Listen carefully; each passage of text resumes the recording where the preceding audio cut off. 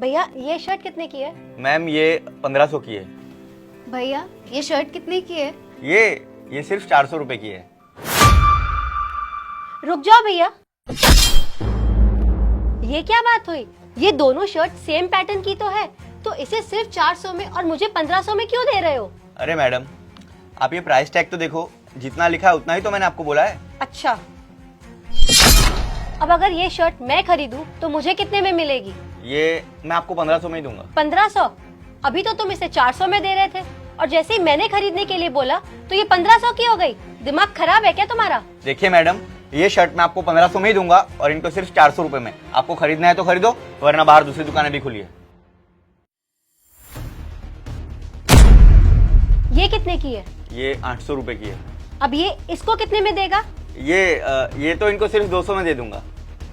अब बस बहुत हो गया तेरा। कब से तू इसे चीजें सस्ती दे रहा है और मुझे महंगी दे रहा है। मैं बेवकूफ दिख रही हूँ तुझे? देखिए मैडम, मेरी दुकान पे तो यही रेट है, आपको लेना हो तो लीजिए, वरना आप जा सकते हो। रुक, तेरी तो मैं अभी पुलिस में कंप्लेन करती हूँ कि तू यहाँ कस्टमर्स के साथ भेदभाव करता है। कहाँ है इस दुकान का मालिक? बुलाओ उसको। आपको जो करना है कर लीजिए मैडम, और यहाँ का ओनर मैं ही हूँ। अच्छा, तभी मैं सोचूं कि 2 कौड़ी के नौकर में इतनी अकड़ कहाँ से आ गई। एक बात बता, तेरा चक्कर चल रहा है ना इसके साथ? तेरी गर्लफ्रेंड है ना ये? बस कीजिए मैडम, अपनी हद में रहिए। ये सिर्फ मेरे एक कस्टमर है, हमारा कोई रिश्ता नहीं है। आप अपनी जबान को जरा काबू में रखिए, वरना अच्छा नहीं होगा। अच्छा, सच बोला तो बहुत मिर्ची लग रही है ना? अगर ऐसा कुछ नहीं है तो इस पे इतनी मेहरबानी क्यों दिखा रहा है? मेरी मर्जी, मेरी शॉप है। मैं कोई भी कपड़ा किसी भी कस्टमर को कोई भी दाम में बेचूं, आपको उससे क्या? छोड़, तुझसे तो बात ही करना बेकार है। तू ही बता दे, कौन लगता है ये तेरा? बॉयफ्रेंड है या होने वाला पति? मैडम आप प्लीज ऐसे बात मत कीजिए, इन्हें तो मैं जानती तक नहीं। मैं बस यहाँ अपने पति के साथ कपड़े खरीदने आती थी। शर्म नहीं आती तुझे? शादीशुदा होते हुए भी बाहर चक्कर चला रही है। मेरे सामने तुझे ये कम दाम में कपड़े दे रहा है, अब इसका मतलब भी मैं ना समझूं? इतनी बेवकूफ तो नहीं हूँ। भैया जिस दाम में आप मैडम को कपड़े दे रहे हो, मुझे भी उसी दाम में दे दीजिए, मुझे कोई दिक्कत नहीं है। मैडम, आप क्यों इनकी बातों में आ रहे हो? आपके लिए ये शर्ट सिर्फ 400 रुपए में ही है। आप ट्राई करके आइए, बिल्कुल टेंशन मत लीजिए, जाइए।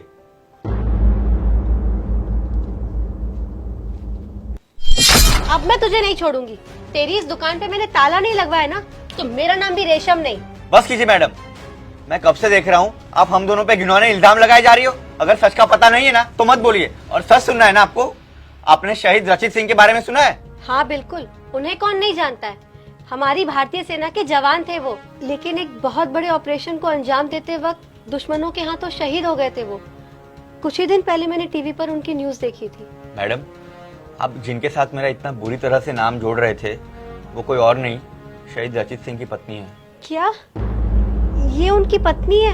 हाँ, ये हमेशा अपने पति के साथ यहाँ कपड़े खरीदने आती थी, और एक दिन।